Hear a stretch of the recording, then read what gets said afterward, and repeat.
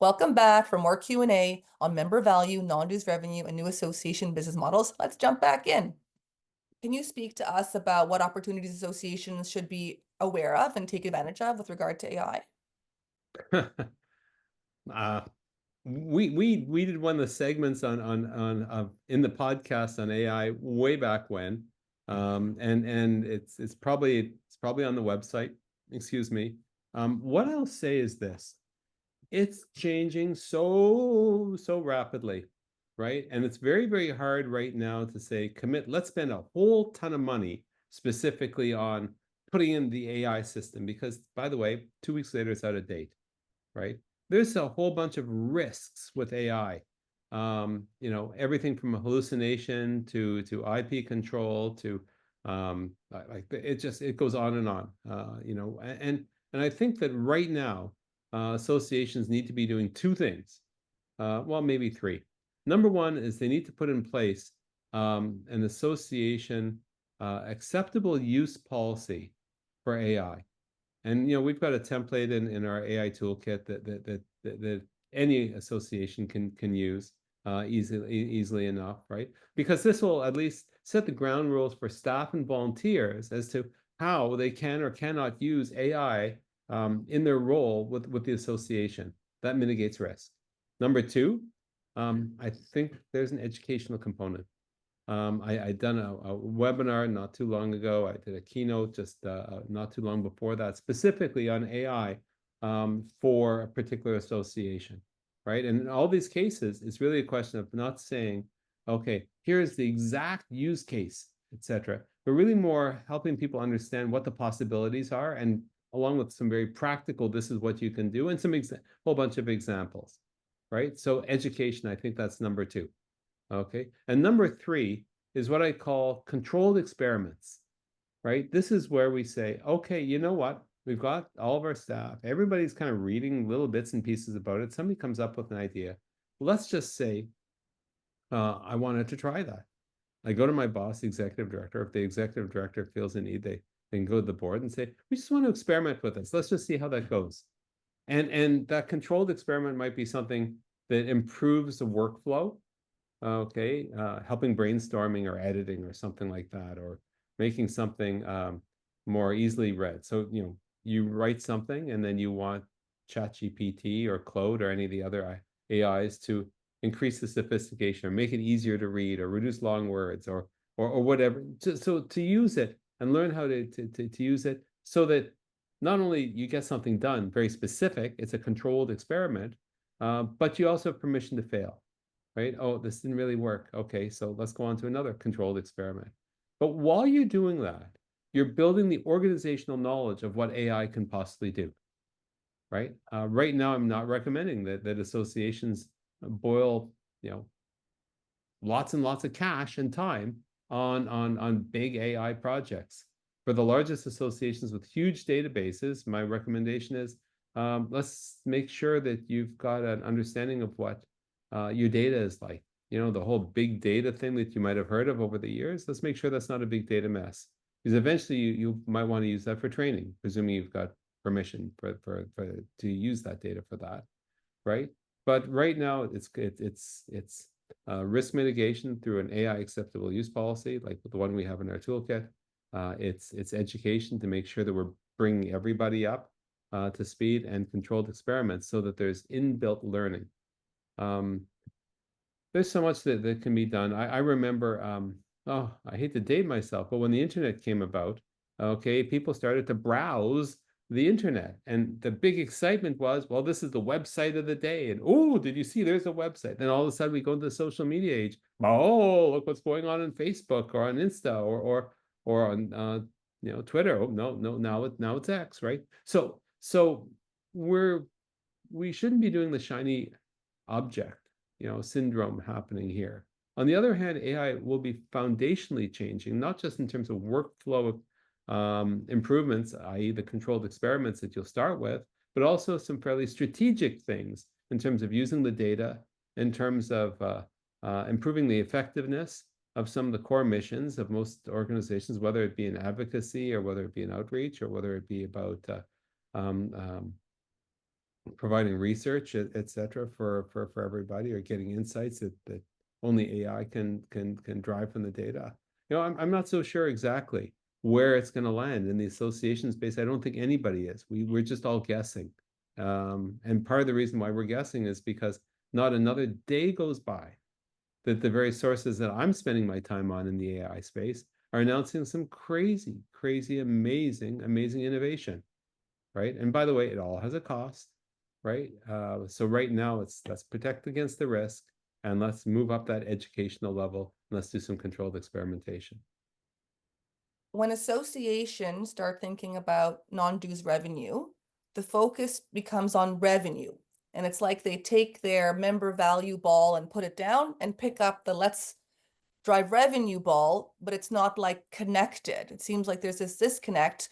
Why aren't they thinking of what revenue they can bring in by selling to those members? What's valuable to those members?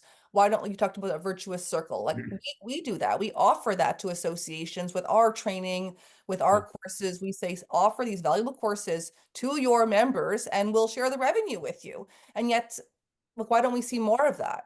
So Rania, you said a 4-letter word. You might not have realized it, but the 4-letter word is THEY, they.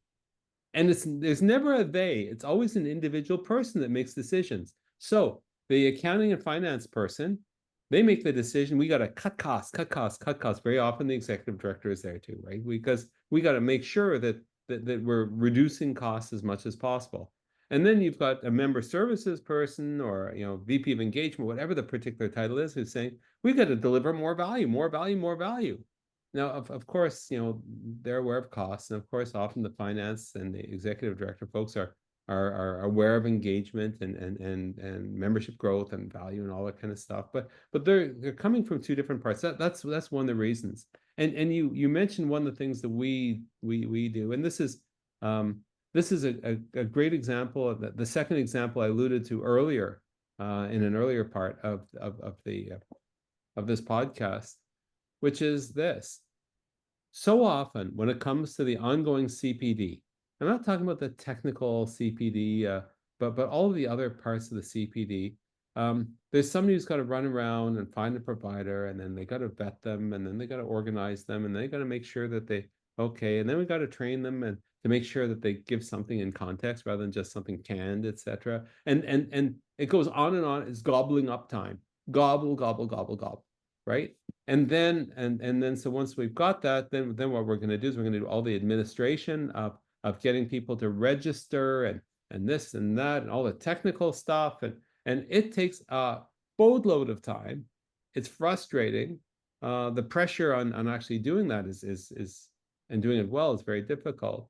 That's kind of where we are in most associations now. The other way of doing it, which is what you shared, was this.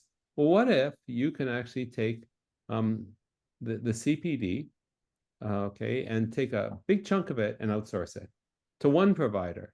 So in our case, just as an example, we've got, 75 different programs. An association can say, if it is delivered, say, on a monthly webinar basis, they could say, okay, for the next 2 years, here's the 24 of those 75 or so that we want to deliver our members to. That's one model. Okay, and by the way, because we know that we're going to be working with you for a couple of years, we will put skin in the game to learn an awful lot more. So what gets presented month after month ends up being more and more and more customized and in context and relevant, and the Q&A actually makes sense. Excuse me, rather than just a generic delivery of whatever it happens to be. Another way is to say, well, you know what?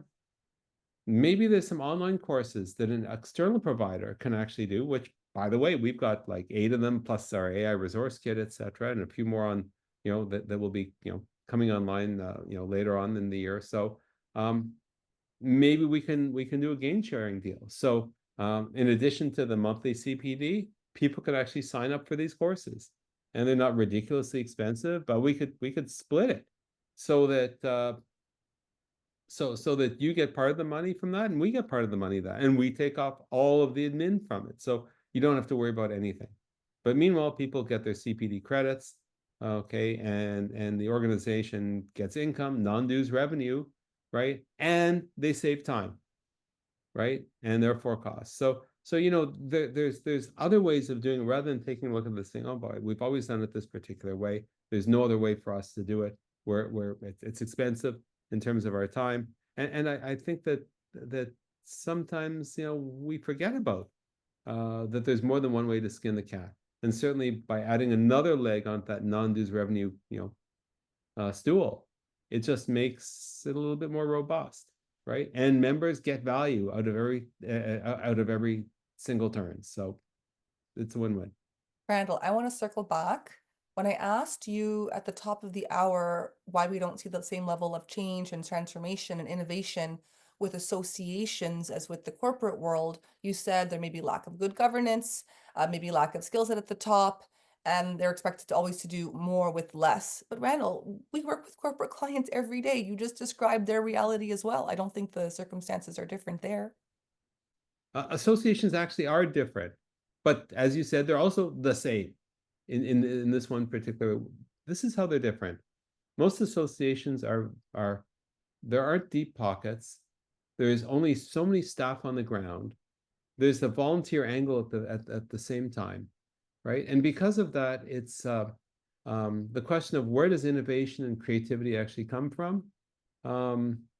It's hard when people have got their day job, and it's even if they've got a little bit of extra time, it's very hard when they're not trained in creativity and innovation, which, by the way, is very same in the corporate side. It's very hard to put a whole bunch of people in the room and say, okay, now be innovative. Okay, now change kind of the way that you're doing things, the way you look at things. And I think that's where a little bit of training, like we've got a course where we can a self-paced course that a team can actually go through that teaches them innovation and creativity as a group, right? We also do that live training, right? But this is the kind of thing that actually helps move the needle and changes people by giving people a common vocabulary, right? And in this particular case, there is no difference between the corporate side and the association side. Okay, how to be innovative, the techniques that you can use. Once you know those techniques, anyone can use them. But how often is association staff or volunteers or the board, how often are they actually trained on innovation? I want to circle back to something you said about how, you sell uh, sponsors to come to events and speak from the stage, and no one really likes that. Well, Randall, if no one really likes that, like, how how can we do it differently? Teach us, Randall, because there are trade shows where people go because they want to see the tech and the new vendors, and there are beauty shows people want to go see the beauty products. Like, is it just No. pardon my insult, is it sloppiness that they're willing just to take any sponsorship and throw them on the stage if they're willing to pay the price? Or should there So be more fit? so I think most event planners recognize that people don't want to be sold to. And I think most also recognize that sponsors, partners are a critically important part of the ecosystem that the association lives in, right? And so you can't not have them because they add some specific value, knowledge value, not just writing a check, right? And so the question is, how do we make sure that we're meeting and exceeding everyone's expectations? So, for example, the least sophisticated organizations might give prime spots to sponsors. Now, if somebody's actually underwriting the entire conference, you may choose to do that. But what often people are doing is they're saying, listen, we can do an early morning session with a sponsor doing whatever they like in that early morning session. Everybody who shows up knows it's a sponsor session, knows what they're going to learn, and if the sponsor is actually smart, they'll realize that doing a hard sell is probably not going to help them achieve what they're hoping to achieve. It's got to be an information transfer with an offer, right? You can actually have sponsors, for example, excuse me, as part of tables, for example, at lunches, okay, where there's a conversation about it.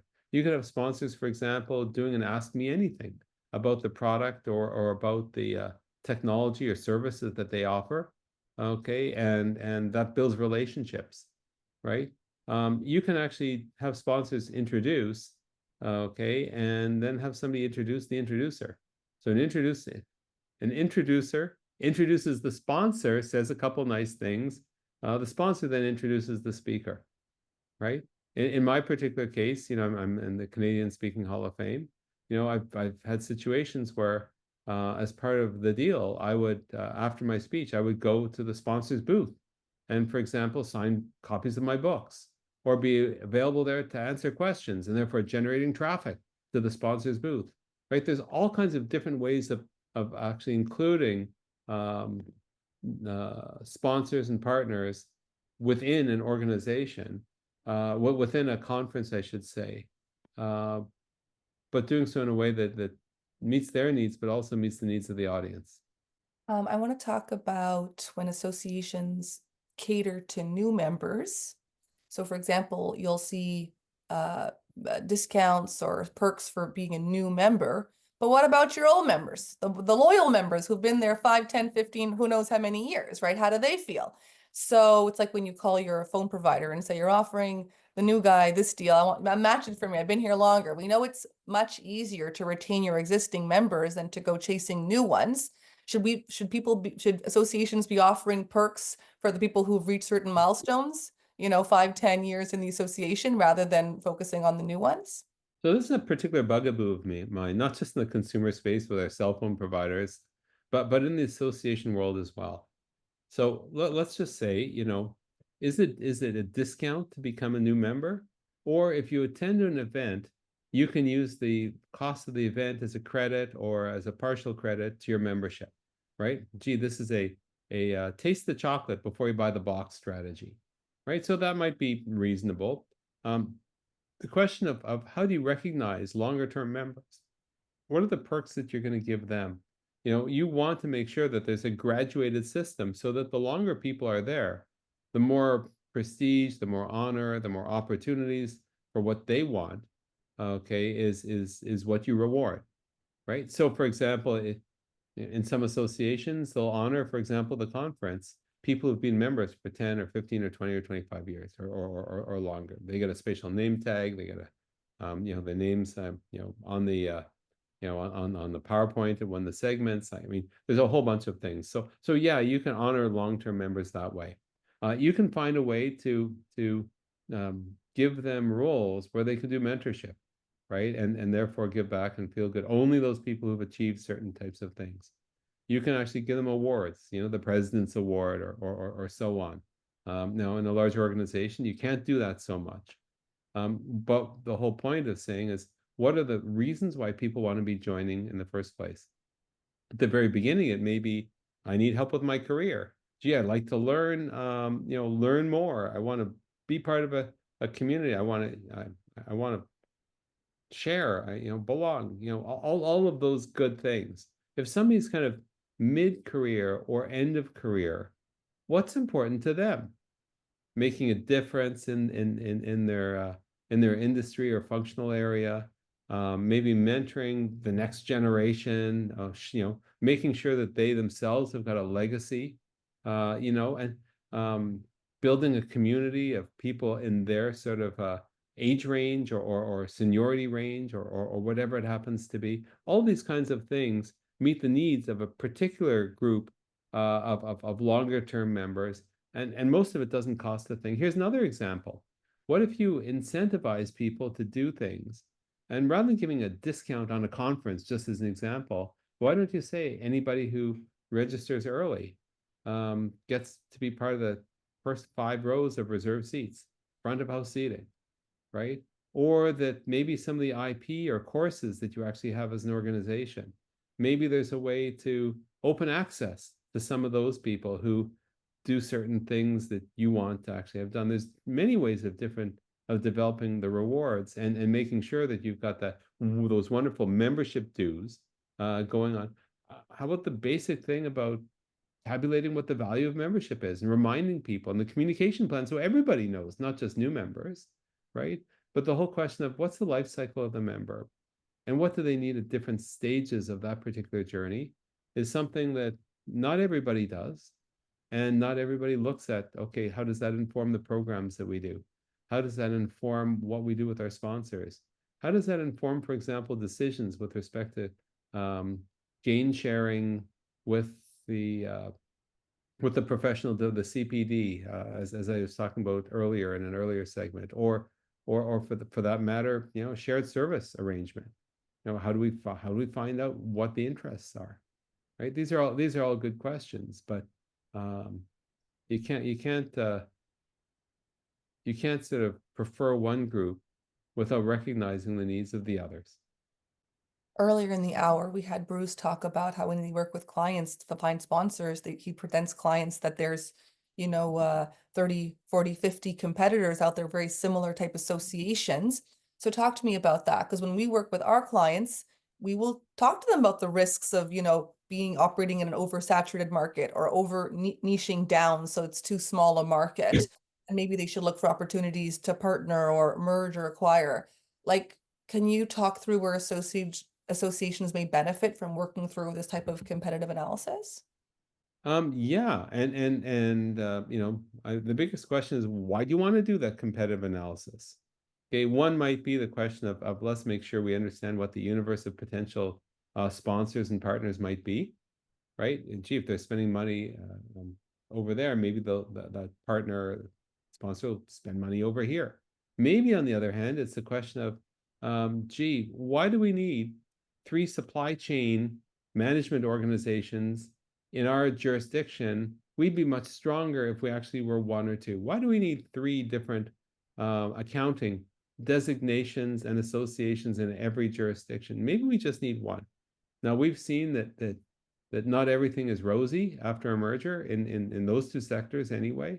But why are we doing the competitive analysis? I would also say, what do the members in all these other organizations, what value do they get? Why do they maintain their membership over there? And also maybe from a co-opetition perspective, are there things that we, all X number of competitors in this particular space, is there something we can actually do together that we can't do by ourselves? And I don't know what that is. I'll give you one example though. Certified Management Consultants of Canada and CPA Canada ran a conference several years ago, specifically on thought leadership in professional services.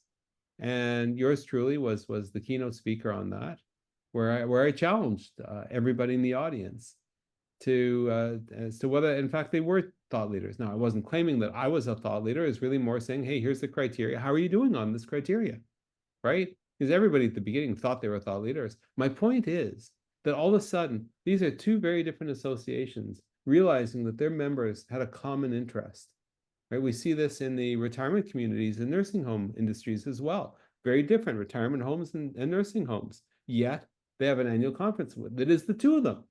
What are the kinds of things, if you're going to do this competitive analysis, where you might identify things, and it's not just a question of, gee, we can save costs by doing it together, but the question is, how do we make the pie bigger? And maybe by making the pie bigger, we could be a little bit more effective in our individual missions. And we might also find ways to cut costs and engage our members and bring in sponsors that might not have otherwise considered coming in, and maybe shared services. And maybe there's other kinds of educational and training and CPD stuff that we can do in a different way together, rather than just doing it everything by ourselves. Randall, I'll ask one more question, then I'll give you the final word. Randall, we talked about the brain trust, talked about the courses, about retreats. What about Randall as executive coach? So we only know what we know in terms of who's using executive coaches, and certainly your portfolio is not heavily executive directors of associations. But in your experience, like how would you characterize like the different coaching relationship between, let's say, a corporate client and an association executive director? So this is an interesting one, because I just wish associations took greater advantage of this particular mode of improvement. And the reason why is this is precisely one of the ways that new ideas and new capabilities can be embedded throughout the organization by investing in your most senior staff member, right? And to recognize that there's many different types of coaches that are out there. There's some that will do a whole bunch of personality tests and say, well, we're going to teach you how to be more assertive or more empathetic, or work with this kind of person better, that, etc. By the way, that's not the kind of coach that I am. right? There's others that are all about accountability, right? Let me teach you how to be more accountable to your goals and to your board. That's not me either. I don't know if there's that much benefit for most executive directors. They probably figured that one out. The kind of work that I think that boards should do is recognize that the executive director who knows your industry intimately, who's got a whole bunch of different skills, may not have all the skills they need. They might not know all the questions. There may be some blank spots, and they might not be ready to sort of test drive ideas that might be really crazy or very different with the board without spending some time double checking, working through, thinking through those ideas with independent outsider who actually knows the association space. And that's kind of the coaching that I do, right? And this kind of thing isn't cheap, right? Because you're making an investment. On the other hand, there's also a cost of non-action. There's so much change. At the very beginning of the first episode of the podcast, we talked about all the change, right? And just swapping out one executive director for another means you lose a huge amount of organizational knowledge, industry learning, right? Connections with individual members, and so on. And there's a huge cost to that as well. So I think that I wish more boards said, I think we need something here, right? But it's not accountability, or it's not let's change their personality. It's really more, how do we upskill our most senior person in terms of their business acumen or the other ways of doing it, or bringing new innovation in, and that's kind of where I would come in on that one. Thank you, Randall, and everyone here for the conversation. Thank you, everyone that joined us live or who's listening in.